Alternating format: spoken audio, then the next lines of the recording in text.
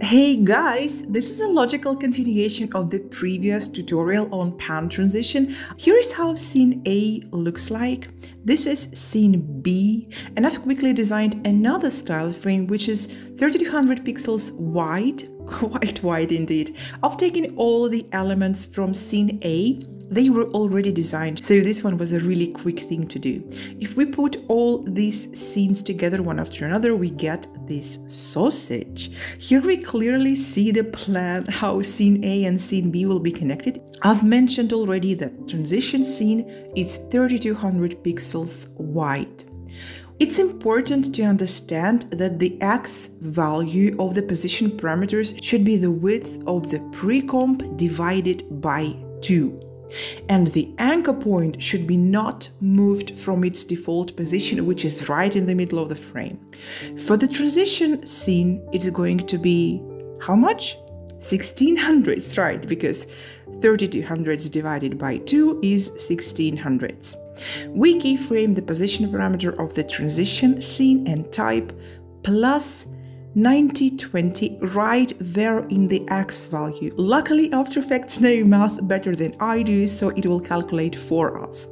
Notice the transition scene is precisely on the right now. Cool.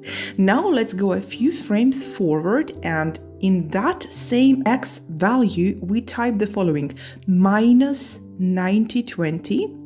It's the width of the HD frame, and then minus 3200 because it's the width of the transition scene. And wow, what happened? It's precisely on the left now. Anyways, the main movement is done. Let's do some easing and drag the keyframes a bit further away from each other, depending on how long you wish the transition to be. Do what works for your project. As a final step, we only need to parent scene A and scene B to the transition scene.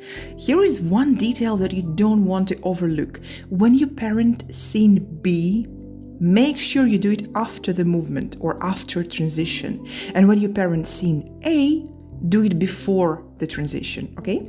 Sometimes you may see that tiny manual adjustments are required. For instance, here I see that scene B should be moved just 1 pixel left so that there is no white space seen through.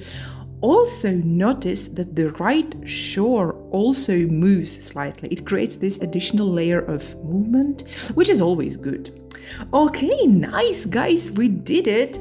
Give this video a like if it was useful. Check out my Patreon shop. There is a project file of an entire 50-second explainer video. Subscribe and I'll see you in the next one. Bye!